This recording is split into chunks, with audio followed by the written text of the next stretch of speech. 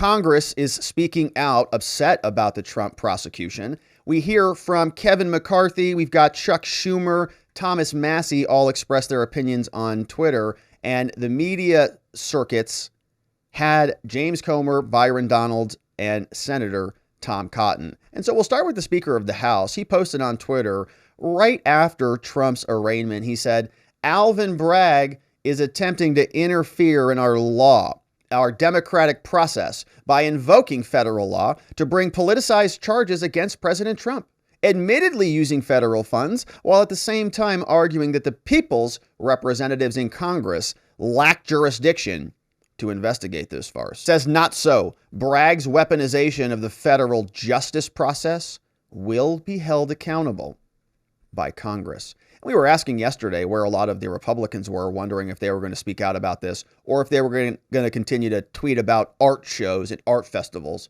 while the Justice Department and the justice system is being taken over with the Democrats moving pieces around like on a chessboard. New York, Georgia, Special Counsel D.C. Circuit. Are the Republicans going to sit there? McCarthy says no.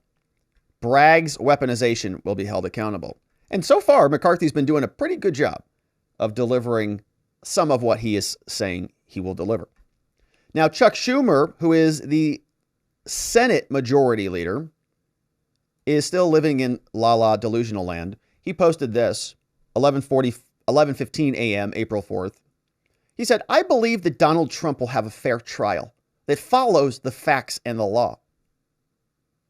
There's no place in our justice system for any outside influence or intimidation in the legal process. As the trial proceeds, protest is an American right, but all protests must be peaceful. All right. So they are going to try to really milk this J6 thing as much as possible. Everything, if they can use the word Trump and peaceful together, right? It's a sort of a trigger for you to think, well, why does he have to be peaceful? Oh, yeah, because he's violent. Oh, yeah, because of J6. Oh, yeah, insurrection, democracy, waking up in cold sweats like Nancy Pelosi does. Or Liz Cheney maybe is a better example. But they are going to continue to try to do that. Trump says things that are not different from the things the Democrats say, but the Democrats don't hem and haw about potential violence when they do it. So Chuck Schumer is pretty hilarious. You know, he knows what he's doing here. And we're going to have a fair trial and follows the facts and the law. The indictment doesn't even follow the facts or the law. Even Vox, the Washington Post, and Politico are confirming that. So nice job, Chuck Schumer.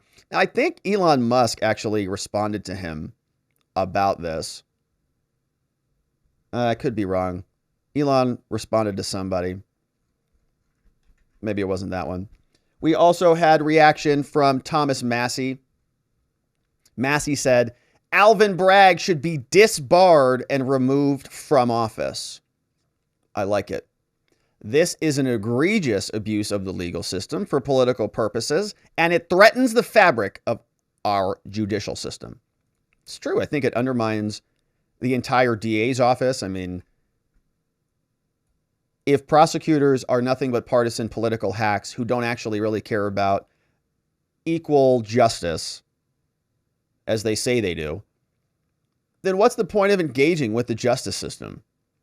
The credibility, if a prosecutor brings charges and you're on a jury and you go, oh, this guy's bringing charges. This guy who's the same guy who prosecuted Trump and is letting all these criminals run free. You know, it just deflates the whole legitimacy of the institution, which is mostly what I think many are concerned about. The left is trying to frame this as though the right is concerned only about Donald Trump. They're just upset that their person got indicted, you know, their guy or whatever it is. No, that's not what we're concerned about. We're concerned, as we've been chronicling here for many years now, the continual weaponization of the government, starting with censorship and disinformation, starting with COVID, lockdowns, mandates, do this or else you'll lose that. We've seen what's happening with the J6ers. Everybody throughout this entire process, throughout the last 2-3 years now, has been going through this slow grinder, and now it's culminating. Things go slow and then they go fast. It's culminating in the indictment of Donald Trump and the arrest of the former president. And it's going to lead to another indictment and probably another one as they keep positioning the pieces around, taking over the justice system. It's bigger than that. And so when Republicans are out there not speaking out about that, they are missing that point, or they see the point, they're okay with it. They'd rather see Donald Trump just thrown by the wayside and the justice system be damned, because if the justice system serves the uniparty, then the uniparty is going to be afloat and they can keep out any threats. They want to pull the ladder up, and the justice system is another entity that they can compromise. So why not? Now, Byron Donalds was hitting the media circuits and he was explaining his take in the aftermath of the Trump arraignment. Hillary Clinton spent $1 million on a fake dossier citing that he was a Russian plant. We all know that to be true. So it's okay to spend $1 million of campaign cash to create a phony dossier. That was the Steele dossier. You remember the Steele dossier was the document that Hillary Clinton's campaign team assembled, and they tried to funnel that over to the FBI and tell the FBI that this was a legitimate research material, and then ask the FBI to open up an investigation so that they could then take that investigation over to the media and say, hey, the FBI is investigating Trump. They were trying to play both sides in order to shift the narrative of the electoral process. That was back in 2016. You talk about misinformation and disinformation.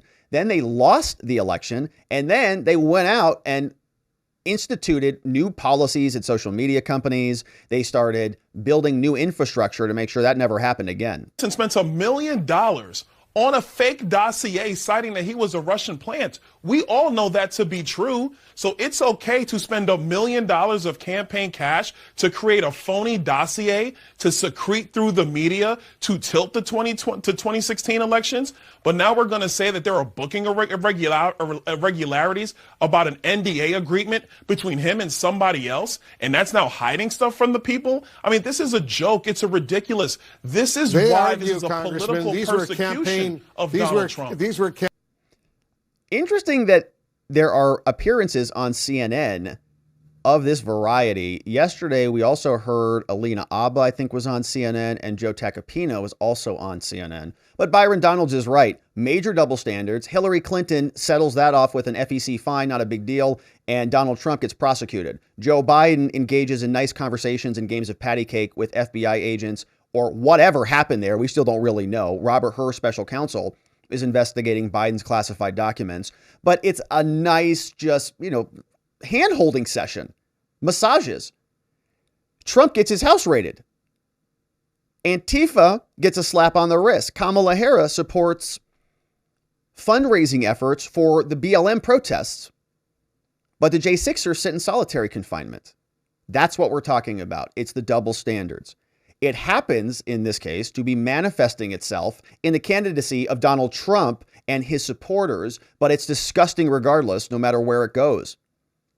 And they're the ones doing it. And they're the ones who are launching the mutually assured destruction efforts.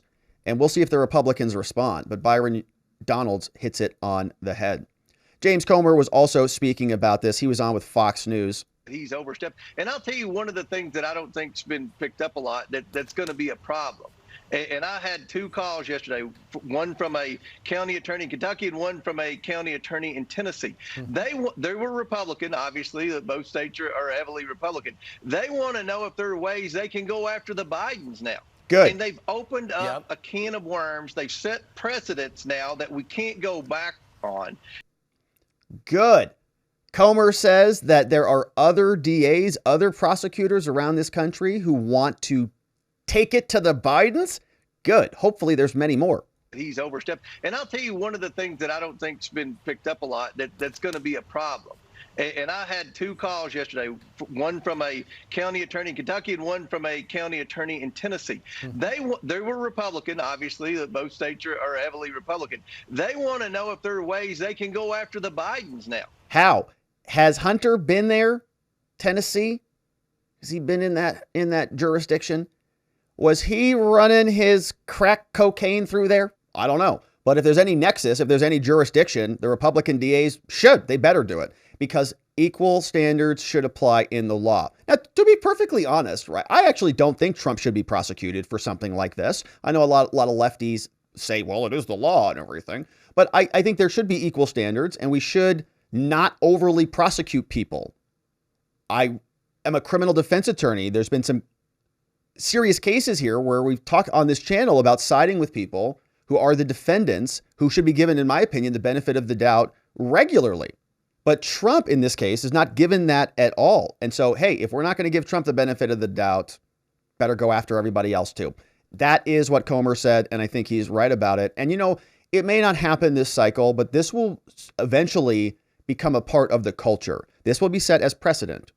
And precedent are like layers in the law, and it will be etched in the memory of how this country functions. And somebody else will latch onto it. Might not be this time, might be 2 years, 5 years, 10 years, 12 years down the road. We don't know.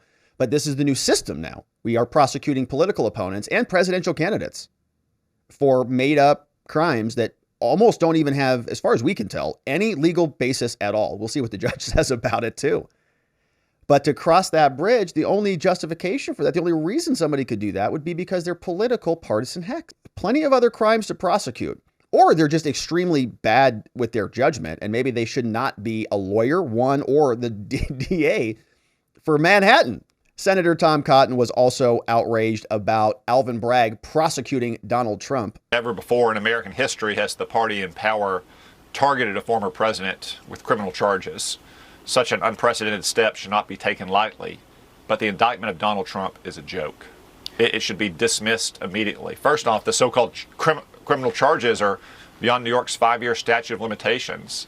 Second, the legal theory is completely flawed. Their claim, I guess, since the indictment is so blank on the matter, is that Donald Trump should have used campaign funds for a personal matter. But the Department of Justice, even the Federal Election Commission, has refused to bring federal election criminal charges here. And then finally, consider the evidence here. You have the testimony of a woman who has repeatedly contradicted herself on this matter, and then the testimony not just of any convicted criminal, but a man who was convicted for lying under oath. This matter ought to be dismissed immediately. Right on. Senator Tom Cotton. And he's fired up. Did you see that? He came prepared. He had his bullet points ready to go, and he hit them all on the mark. This case is a joke, and it should be dismissed. The fact that it's even gotten this far is a joke as well. It begs the question, why did they do this? What are they distracting from? Is this something that is strategic in some way that we're missing? Or are they really just that dumb? I don't know. Only time will tell.